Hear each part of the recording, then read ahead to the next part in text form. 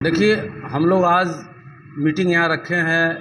आगामी 5 तारीख को जो हम लोग धरना प्रदर्शन करने वाले हैं, उसी को कैसे रूपरेखा दी जाए, उसी के मद्देनजर हम लोगों ने आज बैठक रखी है और बैठक में सभी संगठन लोग आए हैं और उस पर चर्चा हुई है। हम लोग का आचार्य महोदय ने जो जितना विस्तार से बताया है, आपने सुन भी लिया, सभी जनता सुनेगी भी। लेकिन मेरा एक ही बात कहना है कि जब तक मीटर नहीं हटेगा, काला मीटर नहीं हटेगा, तब तक आंदोलन चलता रहेगा, चाहे जो हो जाए इसके लिए। और जनता सड़क उतर गई है और उतरने वाली भी है। और इसके प्रथम चरण में आप लोग देखे हैं, धरना प्रदर्शन किए हम लोगों ने, अर्थी जुलूस निकाला है, फिर भी बिजली विभाग के किसी अधिकारी के कान पर जू रेंगा नहीं है। दूसरे चरण का हम लोगों ने धरना प्रदर्शन का कार्यक्रम रखा है। और तीसरा, जो जावेद जी बैठे हुए हैं, मारीपुर से हैं और लोग भी हैं, 12 तारीख सोमवार को 11 बजे से लेकर 2 बजे तक व्यवसायी को भी दिक्कत ना हो, हम लोगों मुजफ्फरपुर के मुजफ्फरपुर के जितने व्यवसायी हैं, जितने भी लोग, सब लोग बंद रखेंगे, उसका आग्रह करेंगे। क्योंकि सभी लोग इस मीटर से, काला मीटर से ग्रसित हैं। और जो मुजफ्फरपुर के जनप्रतिनिधि हैं, उनसे मेरा हाथ जो निवेदन रहेगा, कृपया आप आएँ। और चूँकि ये जनता से जुड़ा हुआ मसला है, जनता जुड़ा हुआ चीज़ है, इसलिए आप लोग कृपया आएँ और समर्थन करें। इसमें ये नॉन पॉलिटिकल है, कोई पॉलिटिकल इसमें नहीं है, कोई न राजद, न जनता दल यू, न भाजपा, किसी भी का पार्टी का नहीं है। इसलिए आप लोग जुड़े, क्योंकि आप लोग वोट मांगते हैं गरीब से, गरीब पिसा रहा है। आपके मीडिया के माध्यम से लोग देखा है कितना जनता त्राही माह में गर्मी में लाइन कट जा रहा है। यही सब कारण जो है, हम लोग एनी हाउ चाहे जो हो जाए, हम लोग धरना प्रदर्शन करेंगे, मुजफ्फरपुर बंद करेंगे।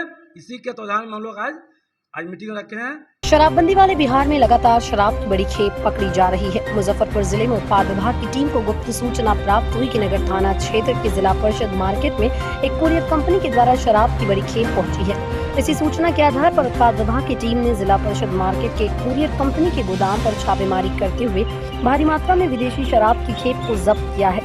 हैंड स्कैनर की मदद से उत्पाद विभाग और जिला प्रशासन की टीम को ये सफलता मिली है। हमने मिलकर छापेमारी करी है और छापेमारी में हमें यहाँ शराब बरामद हुई। अभी आगे की कार्रवाई चल रही है और किसके नाम से ये गोडाउन अलॉटेड है और कौन कौन इसके मालिक है, ये सारी जानकारी मिलने के बाद ही हम आगे की कोई जानकारी देंगे। किस जगह पे जो है यह बरामद हुआ है, कि कहाँ पे? ये जिला परिषद का गोडाउन है, जो दुकान है, और किसी को आवंटित है। ये अब किनका है नहीं है, ये सारी जानकारी लेने के बाद ही हम उस पर कुछ विशेष टिप्पणी दे पाएंगे। कुछ लोगों को कितने गोदाम है जिन पे छापेमारी की गई और शराब बरामद हुई है? अभी एक गोडाउन पे हुआ है, बाकी और जानकारी इकट्ठा की जा रही है।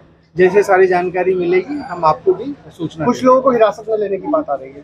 अभी ऐसा कुछ नहीं है, हिरासत की बात नहीं, बस गवाह जो है ट्रांसपोर्ट कंपनी के या जो लोग आसपास के थे, बस गवाहों का बयान लिया गया है और उनके सामने सूची तैयार की जाएगी, ताकि हमने क्या क्या बरामद किया, सारा सूची तैयार करने के बाद हम आगे की कार्रवाई करेंगे। शराब को कैसे रखा गया था, किस प्रकार से छुपाया गया? वो जैसा आपके सामने है, पेटी में रखा गया है, कुरियर के थ्रू लाया गया था यहाँ पे। अब हम आगे की कार्रवाई कर रहे हैं। धन्यवाद। कितने कार्टून शराब है लगभग?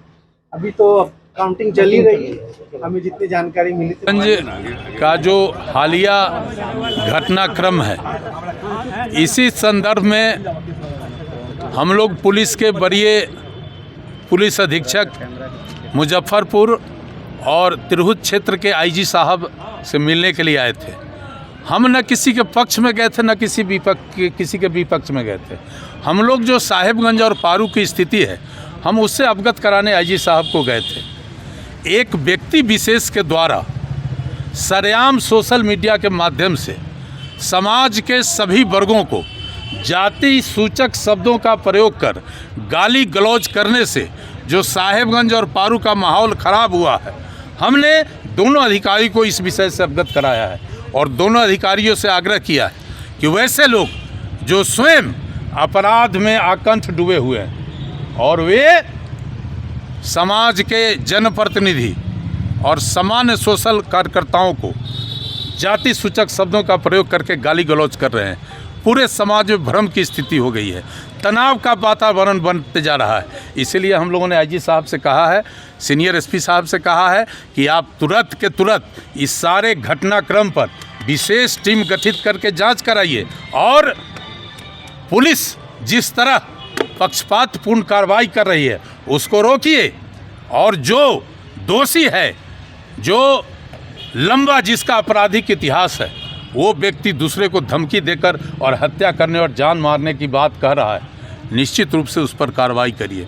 दोनों अधिकारी ने स्पष्ट रूप से कहा है कि हम इस मामले को गंभीरता से देखेंगे। हम लोगों ने यहाँ भी तक कहा है कि पारू के प्रमुख और साहेबगंज के प्रमुख दोनों के घर पर घुसकर पुलिस के द्वारा जो एक अपराधी की तरह जो व्यवहार किया गया है, महिला है, पारू के प्रमुख जो है सो महिला है, उप प्रमुख सामान्य जाति भूमिहार जाति से आती है, साहेबगंज के प्रमुख सामान्य जाति के हैं, उनके यहाँ जाके पुलिसिया कार्रवाई करके उनको प्रताड़ित करने का काम किया है। ये सारे बातों को हमने कहा है और हम लोगों ने स्पष्ट कहा है कि हम कानून में विश्वास करते हैं, हम अधिकारियों पर भरोसा रखते हैं और सत्ता के दबाव में अगर प्रशासन जोर जुलूम किया तो हम लोग बैठने वाले भी नहीं, हम लोग लड़ेंगे और हम लोग लड़ाई को अंजाम तक पहुंचाएंगे।